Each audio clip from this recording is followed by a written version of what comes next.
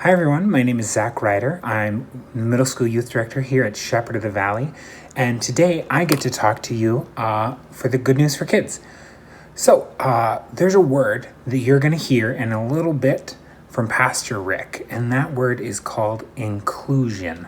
And so, what that word means is it's talking about including everyone. And so, we hear in this story, and we hear in a lot of stories, that everyone is included, everyone is welcomed. And so today we're going to get to talk about that a little bit and get to dive into what that means. So Jesus welcomes everyone and loves everyone. And so we get to hear about that a little bit. And so I have a story that I want to read for you all that talks about loving that. So we're going to read that story and then I'm going to ask you a couple questions at the end. The book we're going to read today is Last Stop on Market Street. CJ pushed through the church doors, skipped down the steps. The outside air smelled like freedom, but it also smelled like rain, which freckled CJ's shirt and dripped down his nose. He ducked under his Nana's umbrella, saying, "How come we gotta wait for the bus in all this wet?" "Trees get thirsty too," his Nana told him. "Don't you see that big one drinking through a straw?" CJ looked for a long time, but he never saw a straw. From the bus stop, he watched the water pool on flower petals, watched rain patter against the windshield of a nearby car. His friend Colby climbed in, gave CJ a wave, and drove off with his dad. "Nana, how come we don't have a car?" "Boy, what do we need a car for? We've got a bus that breathes fire, and old Mr. Dennis always has a trick for you." The bus creaked to a stop in front of them. It sighed and sagged, and the doors swung open. "What's that I see?" Mr. Dennis asked. He pulled a coin from behind CJ's ear and placed it in his palm. Nana laughed her deep laugh and pushed CJ along. They sat right up front. The man across the way was tuning a guitar. An old woman with curlers had butterflies in a jar. Nana gave everyone a great big smile and a "good afternoon." She made sure CJ did the same. The bus lurched forward and stopped, lurched forward and stopped. Nana hummed as she knit. "How come we always got to go here after church?" CJ said. "Miguel and Colby never have to go nowhere." "I feel sorry for those boys," she told him. "They'll never get a chance to meet Bobo or the sunglass man. And I hear Trixie got herself a brand new hat." CJ stared out the window, feeling sorry for himself. He watched cars zip by on either side and watched a group of boys hop curbs on bikes. A man climbed aboard with a spotted dog. CJ gave up his seat. "How come that man can't see?" "Boy, what do you know about seeing?" Nana told him. "Some people watch the world with their ears." "That's a fact. Their noses, too," the man said, sniffing at the air. "That's a mighty fine perfume you're wearing today, ma'am." Nana squeezed the man's hand and laughed her deep laugh. Two older boys got on next. CJ watched as they moved on by and stood in back. "Sure wish I had one of those," he said. Nana set down her knitting. "What for?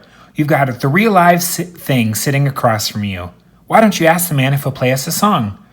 CJ didn't have to. The guitar player was already plucking strings and beginning to sing. "To feel the magic of music," the blind man whispered, "I like to close my eyes." Nana closed hers too. So did CJ and the spotted dog. And in the darkness, the rhythm lifted CJ out of the bus and out of the busy city. He saw sunset colors swirling over crashing waves, saw a family of hawks slicing through the sky, saw the old woman's butterflies dancing free in the light of the moon. CJ's chest grew full and he was lost in the sound, and the sound gave him the feeling of magic. The song ended and CJ opened his eyes. Everyone on the bus clapped, even the boys in the back. Nana glanced at the coin in CJ's palm. CJ dropped it in the man's hat. "Last stop on Market Street," Mr. Dennis called. CJ looked around as he stepped off the bus. Crumbling sidewalks and broken down doors, graffiti-tagged windows and boarded-up stores. He reached for his Nana's hand. "How come it's always so dirty over here?" She smiled and pointed to the sky.